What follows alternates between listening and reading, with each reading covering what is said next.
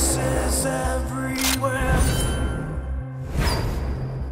I see faces everywhere. আর তোমার ছেলের বাবা হয়ে এতটুকু লজ্জা? উনি একজন ড্রাগ অ্যাডিক্টেড। উনি একজন রেপিস্ট।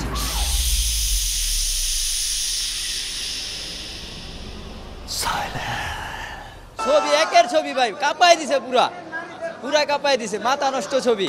বাংলাদেশের ইতিহাসে এরকম বরবাদ ছবি তো আর হয় নাই, আর হবে কিনা সন্দেহ আছে, কিন্তু সাকিব খান এত সুন্দর ছবি করছে, এত সুন্দর ছবি।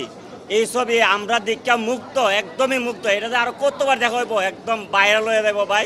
আমরা কাহিনী দেখা মুগ্ধ হইছি ভাই। বাংলাদেশের যে কাহিনী, এই কাহিনী কখন হয় নাই ভাই। অ্যাকশনটা অসম ছিল, রোমান্টিসিজম বেস্ট পোর্ট্রে করা হয়েছে, এন্ড ওভারঅল ট্র্যাজিক এন্ডিং ছিল। এটা কিছুটা আপসেটিং লাগছে। কখনো রোদ তুমি, কখনো জোছনা, তুমি ভালোবাসো নাকি তুমি ভালোবাসো না? অসাধারণ হয়েছে, অসাধারণ।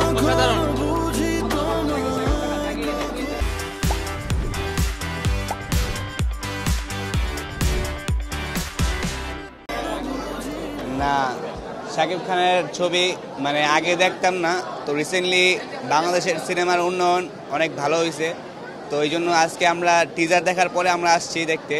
তো শাকিব খানের ছবি এবং বাংলাদেশের ছবি গুণগত মান এখনো ভালো হয়েছে আলহামদুলিল্লাহ। প্রিয়তমা বের হওয়ার পর থেকে যেই কটা বের হয়েছে এই পর্যন্ত দেখছি সবগুলাই, আর এইটা তো মাস্টারপিস, এটা বলার কিছু না। এক কথায় জোস, মানে ব্র্যান্ড যারা মানে হেটার আছে তারাও যদি দেখে যে বাংলা মুভি এত আগায় গেছে, তাহলে তারাও আর কি অবাক হয়ে যাবে যে এত কেমনে। যতটা আশা করছি তার চেয়ে ভালো হয়েছে, সব বরবাদ হয়ে গেছে। আর সাকিব খানের ছবি না, শুধু আমি বাংলা সিনেমার ভক্ত, তো আমাদের দেশের সিনেমা এখন এত এগিয়ে গেছে, তো বাইরে যখন আমরা হিন্দি সিনেমা দেখতাম আমাদের দেশে আমদানি করা হতো, তার এখন আর প্রয়োজন নাই, কারণ বাংলা সিনেমা অনেক এগিয়ে গেছে। আরো চলুক, বাংলা সিনেমা দেখুন, বাংলা সিনেমাকে ভালোবাসুন।